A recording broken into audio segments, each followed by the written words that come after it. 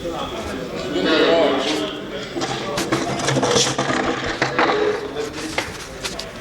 رئيس المدينة، السيد التنفيذي. أولا قضية التعليم دي قضية هامة جدا والمجلس بيتكلم فيها كتير ولا حل. وعشان توصل لحل لابد من التنفيذيين يسمعوا كلام الشعبيين عشان هم اللي حاسين بالكسر. أنا هتكلم في جزئية. لو بصيت في إدارة غرب طنطا مش هتلاقي إلا مدرسة الأحمدية الثانوية بنين، والمدرسة المشتركة بنين، ومدرسة في صناديق بنين. الباقي كل مركز طنطا بيجي الأحمدية. تخيلوا مدرسة الأحمدية دي من أول كفر المنشي بمدينة طنطا بشوبر بشوني بكل البلاد دي فيها كل الأطراف. بعد إلغاء مدرسة المشتركة اللي جنبها فيها كل الأنواع، فلاحين وصيع وناس كبار وناس مناطق شعبية ومناطق يعني خليط بيؤدي إلى كارثة تربوية. واللي في الإدارة مفروض هنا بتوع الأبنية والتخطيط اللي ما جاش كان لازم يعي النقطة دي مهمة جدا. لازم كفر الأول كفر شوبر شوني والخط الطويل ده كله ما فيهوش مدرسة واحدة ثانوية، كله بيجي هنا لحد محل تروح. خد بقى الطريق ده كله وكلهم عارفين المشكلة دي. مشكلة مدارس محلة مرحوم.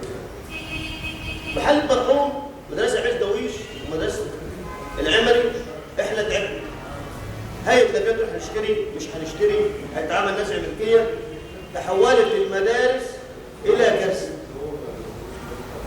لو تخيلوا مدرسة محلة مرحوم بنين فيها دورة مية 6 عيون وفترة واحدة 1500 طالب. عايز واحد مسؤول عدي لو تف التفة كده هتملى الحوش. في الفسحة ال1000 عايزين يخش دورة المية، هيدخلوا ازاي؟ واحد بس يجي يقول لي الكلام ده، يقول لي هيخشوا ازاي؟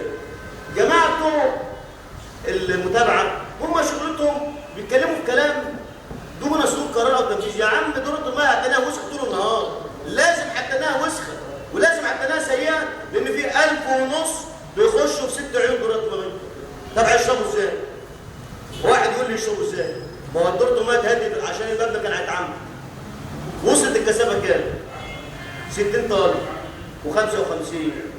طب يا جماعة عشان نحل المشكلة دي خلوها فترتين، ما في كارثة مصيبة. العيال بينزل من سادس دور مفيش لحد الاخر عشان دورة المية يا اما هتعمل ايه؟ بيدور على الارض طول النهار قاعد تشوف الحته. وفين التربيه بقى؟ فين التربيه؟ هيقفل فين؟ ده عندك 6 عيون، قد واحد بس مسؤول يخش ازاي؟ الجزء الثاني مدرسي المجال الصناعي اتلغى المجال الصناعي على تعليم البنات الصيانه. ايه اللي حصل؟ كل المدرسين بتوع المجال الصناعي موجودين زي ما هم في مدارس البنات. طب بعدين بيعملوا ايه؟ واحد يقول لي بقى بيعملوا ايه؟ ولا حاجه. يا اما خدمه خاصه يا اما مروحين. وهنا الاجر مقابل عمل. واذا لم يتم تحليل هذا الموضوع بشكل قاطع من وزاره التربيه والتعليم المفروض كل مدير مدرسه يتحول النيابه العامه للناس بتاخد فلوس ببلاش. جابوا ورقه بتقول القرض 30 والقرض 29. القرض 29 او 30 ده بيحدد لان في سنه اولى وسنه ثانيه حاجه اسمها الفتره. بيقول يا جماعه سنه اولى وسنه ثانيه تمشي على نظام الفتره وسنه ثالثه تمشي بنظام الحصص. فما قالش يدرس المجال الصناعي للبنات. طب هتدرس المجال الصناعي للبنات ازاي؟ الوزاره ما قالش يدرس المجال الصناعي للبنات. هاتوا قرار وزاري بيقول تدريس المجال الصناعي على البنات. مفيش.